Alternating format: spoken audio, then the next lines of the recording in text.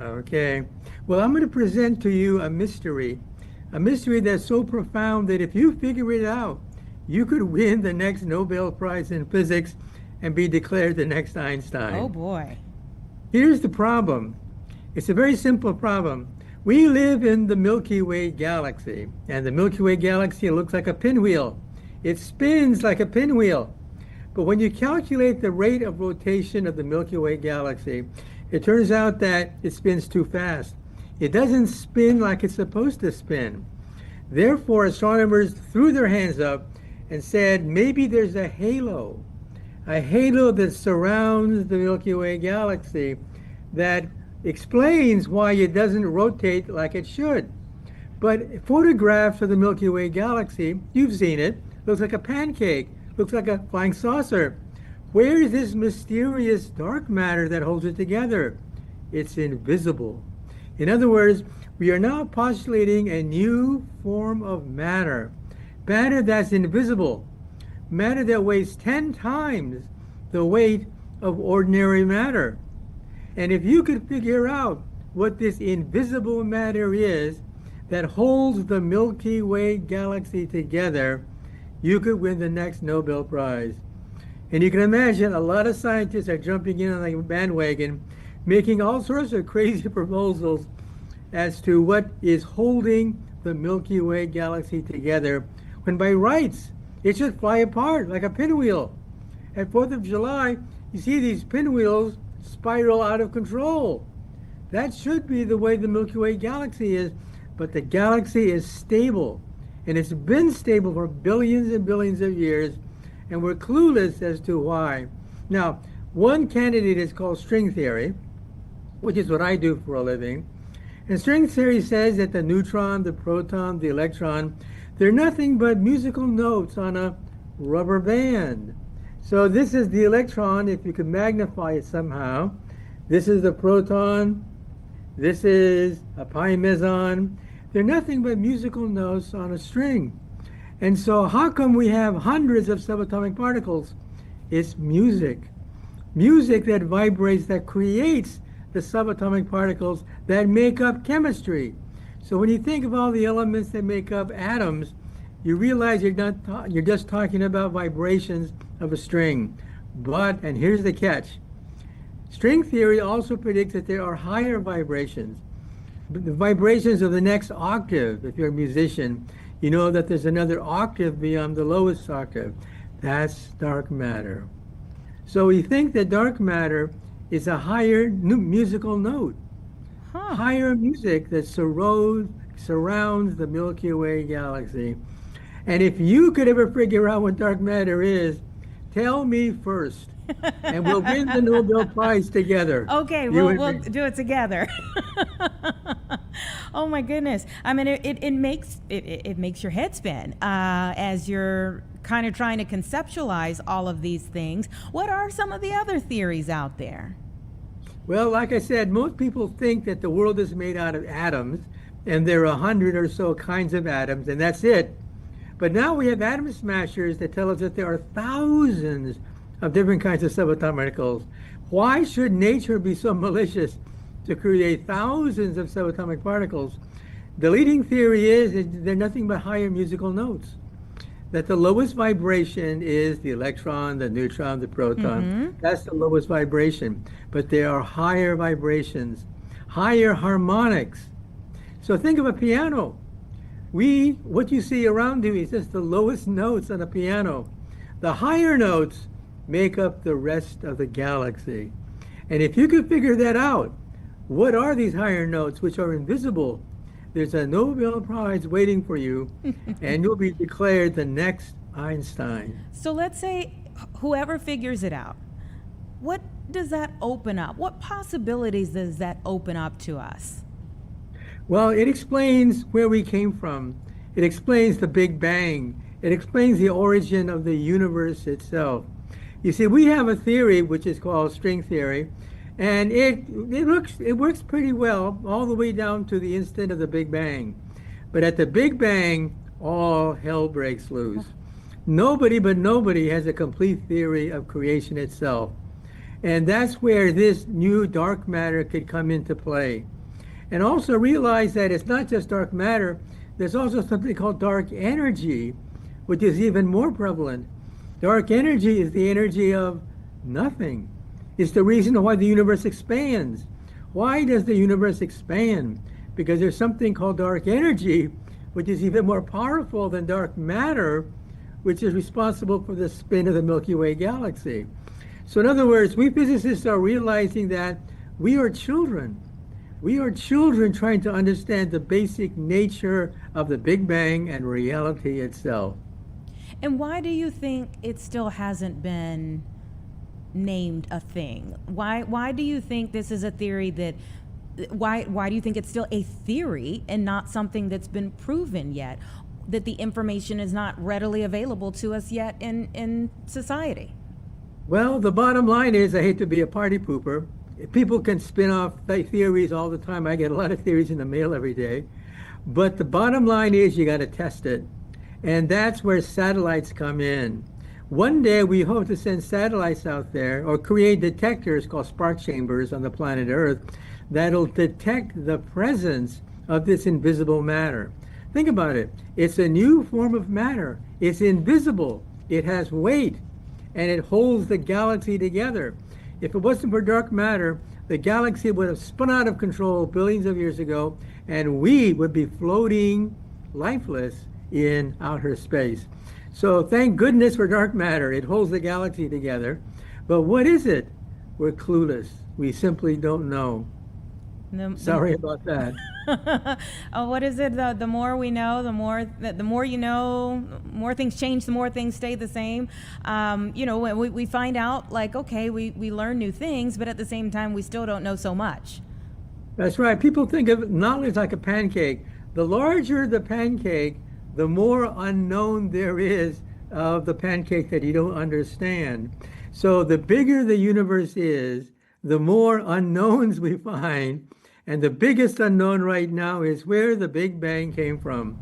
The secret lies in dark energy and dark matter. That explains the Big Bang. But where do they come from? What is it made of? Sorry about that. We're clueless. And like I said, if you ever figured it out, tell me first. How close do you think we are to an answer? Well, we do have a proposal. It's called string theory. String theory says all the vibrations are like musical notes on a violin string. How many notes can you make on a violin string? Hundreds, thousands of notes you can make on a violin string, but it's only one string. So we think that all of matter is nothing but vibrations of one string. It has many forms, it has many frequencies, but all of it boils down to what is called string theory. Now, what's the problem with string theory? String theory predicts that there are, get this, 11 dimensions in hyperspace. This is something out of science fiction. In science fiction, we don't talk about hyperspace except in the movies, but that's where string theory lives. String theory lives in 11-dimensional hyperspace. It blows people's minds away. Well, it feels like my mind is blown today. Tell us, when you are a theoretical physicist, so That's right.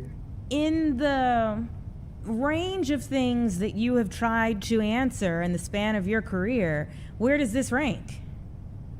Well, it really ranks way up there because we're beginning to understand the nature of reality itself.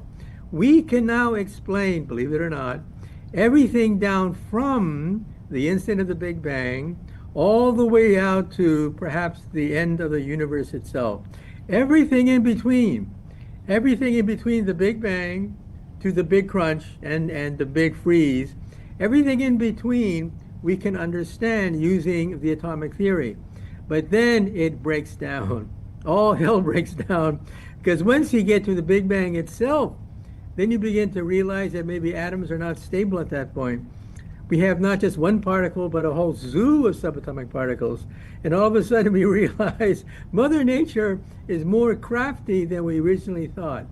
We thought we had a handle. We thought we knew everything from the Big Bang to the Big Freeze. Everything in between we thought we knew. Now we begin to realize that we don't understand the Big Bang. And we don't understand the end of the universe either. And like I said, if you ever figured it out, tell me. What are some of the other big questions you're working to answer right now? Well, we're building huge atom smashers that cost billions and billions of dollars to catalog and give names to these things. It used to be so simple. In the 1930s, there was the neutron, the proton, and the electron. And that's it, folks. It seems so simple. Then we discovered the mesons, and we discovered the hadrons and the leptons. Now we are drowning in subatomic particles. And so what are they? The leading theory is, get this, that all these subatomic particles are nothing but music of vibrating strings. Because if I take a string and I vibrate it, how many different kinds of vibrations can you make on a string? An infinite number. You can bend it any which way and it never breaks. And so we think that ultimately the nature of reality itself is based on vibrating strings that vibrate in 11-dimensional hyperspace. How does it help us to better understand things on Earth, though? Well, this theory not only explains the universe of the Big Bang that happened roughly 12, 13 billion years ago, it also explains perhaps where the universe is going, how the universe will eventually die, or will it die? There's a debate among scientists right now. Some say the universe will expand and then stop, and then recontract, and then begin to create a second Big Bang, and these Big Bangs go on forever. Another theory says, no. There's a multiverse of parallel universes. What we have is a bubble bath. Our universe is a bubble, but it coexists with other bubbles out there in a bubble bath of universes. This is called the multiverse theory, and believe it or not, even Marvel Comics got wind of it, and all the superheroes of Marvel Comics live in the multiverse, and that's why you have not just Spider-Man, but you have counter Spider-Man and different parallel Spider-Man. So we physicists, some of us do believe in a multiverse of universes, that our universe is not alone, that our universe does not necessarily have to die in a Big Bang. Mm-hmm. And how would the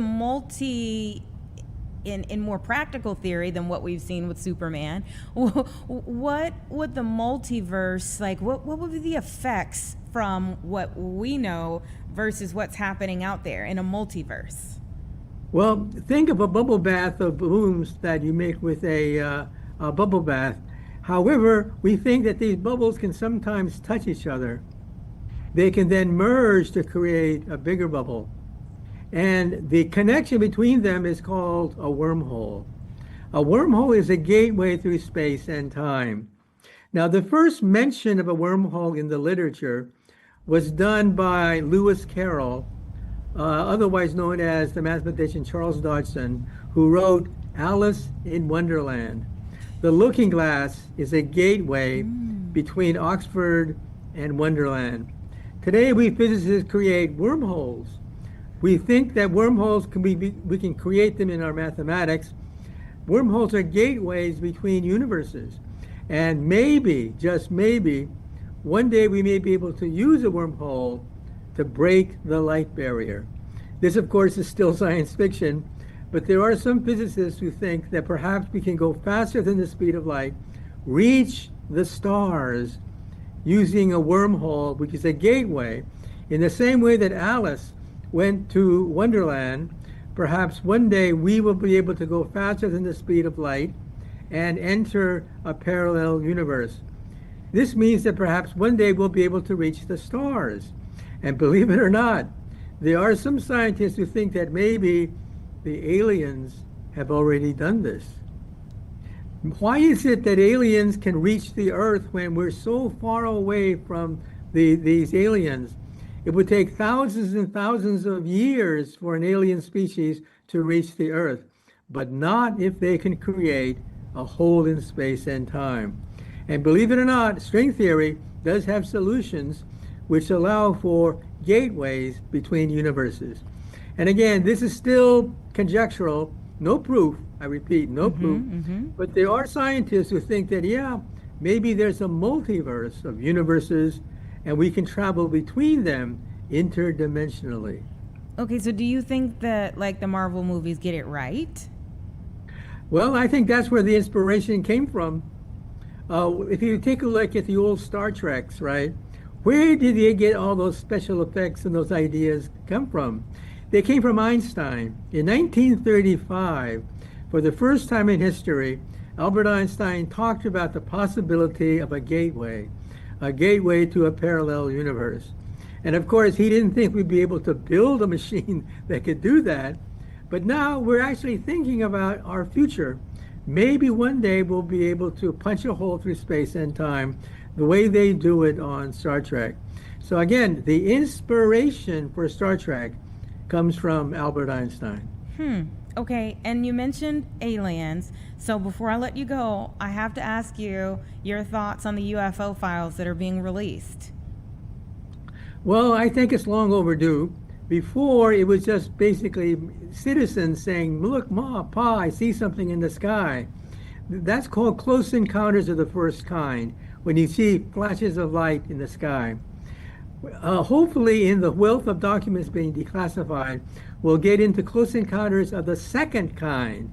That is, actually making contact with a crashed UFO or the carcass of a dead body of an alien. Who knows? That's close encounters of the second kind, when you get tangible evidence of an extraterrestrial civilization. And then there's close encounters of the third kind, which of course became a movie. And so right now we're still at close encounters of the first kind. Eyewitness accounts, jet pilots, people said, I saw something fly right next to my jet airplane, but that's a close encounter of the first kind. Close encounters of the second kind means you can touch the wreckage, you can touch the bodies. We're not there yet. But hopefully in the mountain of documents that the president is declassifying, hopefully we'll find some evidence of close encounters of the second kind. Oh boy. Professor Michio, thank you so much for being here and enlightening all of us. We so appreciate you coming on the show today. Okay, thank you. All right, take My care. pleasure.